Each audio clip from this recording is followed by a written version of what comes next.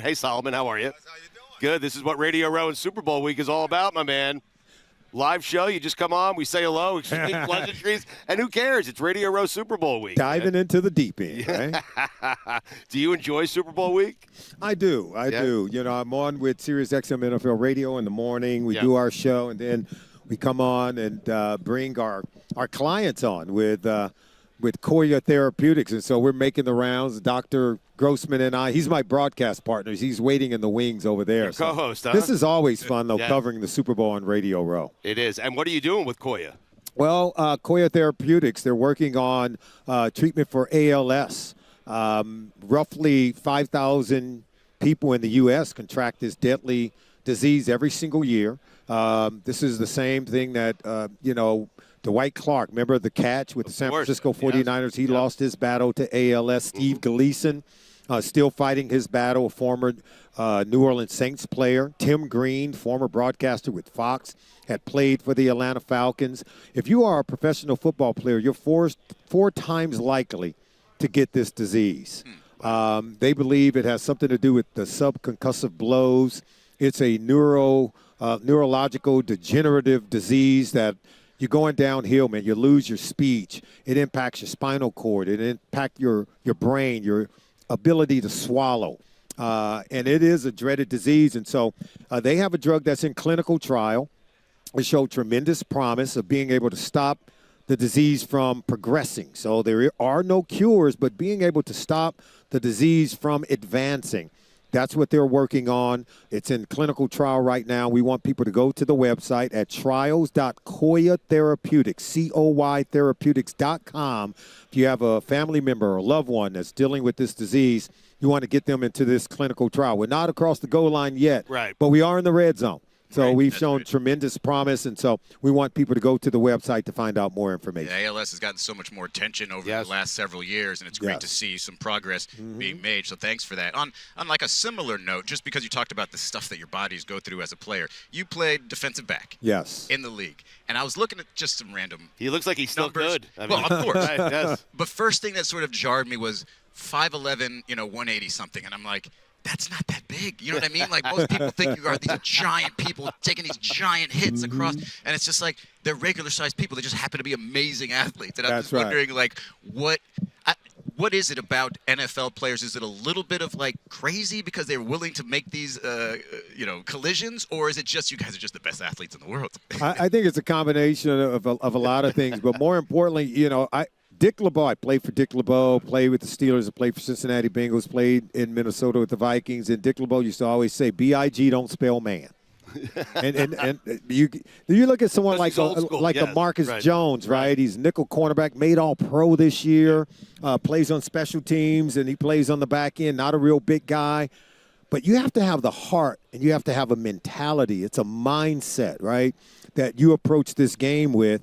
I always when I used to call games for CBS Sports, and I would do a Carolina Panthers game. Remember Steve Smith? Yes. I would always call him the little big man. Yes. And that because he was both. He wasn't big in stature, but this dude, nobody had a bigger heart. Right. Nobody was tougher. Nobody was badder on that field than that dude, right? Yeah. And that's how NFL players are. They're wired in a way where nobody, in their minds, there's nobody better than they are.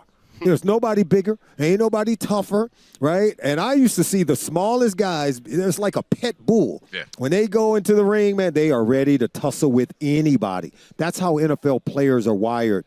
We are wired in a way where we embrace the physicality of the game. Even some quarterbacks, man. You saw Fernando Mendoza. This guy got hit in the chops. Yep. It's a college game, but yet still, he took one in the chops. He tasted his own blood. He did not back down. No. I guarantee you, of all the traits that Tom Brady is looking for in a quarterback for his Raiders team, that was one of the things that impressed him the most because he found out that this guy embraces the physicality of the game, and he's a quarterback. Right. So if you're going to get that from your quarterback, everybody else has got to be tough. Right? So it's a great question by you. I really love that question. Who's the toughest player that you've ever played with? Or against? Man. There's a guy, Tim Crumry. I know Tim. Now, we played in the Super Bowl, right? Yes. Against the 49ers down in Miami. I remember. Super Bowl 23. Yep. He breaks his leg, compound fracture. And the leg's broken through the skin. Like he wouldn't leave. They wanted to rush him to the hospital. He wanted to stay? He wouldn't leave. Wow. He wouldn't leave. Yeah. And so he's now that offseason, he was our best player, our leading tackler. We lost him early in that game in the Super Bowl. And they didn't think he was going to make it back for the next season, let alone start the next season. The guy didn't miss a snap. That's the first He football made it game back. I've ever seen was that Super Bowl. That's right. Yeah. He made it back. He made it back to start the very first game. Amazing. To start the next season, and no one expected that from him. He was a Wisconsin dude. Grew up in Eau Claire, Wisconsin, farm boy. And when I tell you he was I watched him and Dwight Stevenson. Yes. Yeah, I watched him and Dwight Stevenson, Hall of Fame center for the Miami Dolphins, right? Of course, yeah. We're playing a game against them. Dan Marino's the quarterback, whatever. And, man, Timmy, in the huddle, he's bleeding, blood all over his jersey. But I don't see any blood on him. It's just all over his jersey. And I'm looking at Dwight Stevenson. When they break the huddle, he comes running up the line. Blood all over his uniform. But I was like, where's the blood coming from? And why are both of you guys bloody? What are you doing to one another up there? Football. And that was football. Yes. This was the baddest dude I ever played with. It's an easy question to answer. Wow. It makes that Bo Nix injury more understandable. Oh, he took a couple of snaps with a broken ankle? Oh, okay. He's a football player. Yeah. It was just broken, Edo. It didn't come through the skin or anything. You're okay. Solomon, what player in the NFL right now do you think leads the league in heart? Wow. Oh, man. Without checking the stats. Okay. Listen, Solomon, this is Taylor's first question from Radio Row. It's a terrible question, but also a great question. Okay? Good question. No, dude, here are the guys. It's probably going to come from the most unlikely area because here are the guys that I think really do have to have the most heart to play the game. Unlikely area. Don't say a kicker. No, I'm going to go with a position that no one probably expects, but it is the quarterback position. Wow. And you know why? Because you got to stare down that barrel.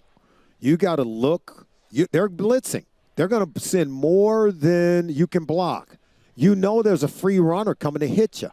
But the object of the game and your job is to stand there, still throw the ball, looking at the receiver, knowing that guy is getting ready to ear hole you. Right. Knowing that guy is coming right down the pipe, getting ready to pop you right in the face. And you still got to throw it. And, oh, by the way, you got to get back up and do it again on the next play.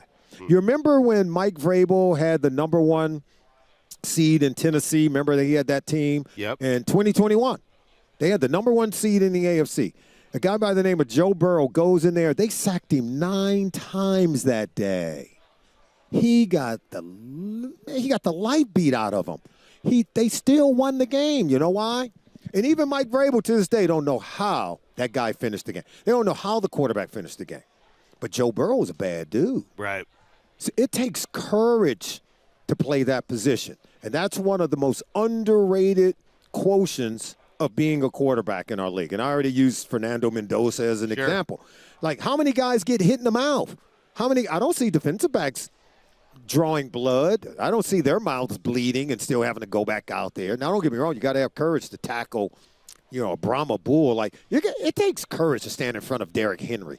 Of course. And tackle him to the ground. So you don't get to not clear the bar of having courage. Right. But I think the quarterback position, because you're asked to deny pain, to deny the fact that you're going to get plastered in this game and still come back and deliver the ball on time and knowing you're getting ready to get creamed while you're throwing the football. That's a hard thing to do. These days, there's a 70% chance it'll be a penalty, though. That's true, yes. But guess what? That doesn't matter hurts. when you're going having surgery that off season, right? But to your point, you're right. The penalties that come with it, It softens the blow. There's some protection. If I gave Derrick Henry the football, gave him a 20-yard, like he's picking up steam, he's 20 yards. Yeah. How much money would I have to pay you to tackle Derrick Henry? You're going to have to pay me a lot because they're all getting all the safeties are getting, I think the average is $5 million per. Yes. But I'd do it. I did do it. I had to do. You ever heard of a guy named Kevin Mack? I have. You ever heard of a guy, Herschel Walker? Yes. I had to stand in front of those guys. Right. Yeah, but you were getting paid then. I'm asking right now, though. We didn't get paid. We didn't get You paid that much, Stu. right? No,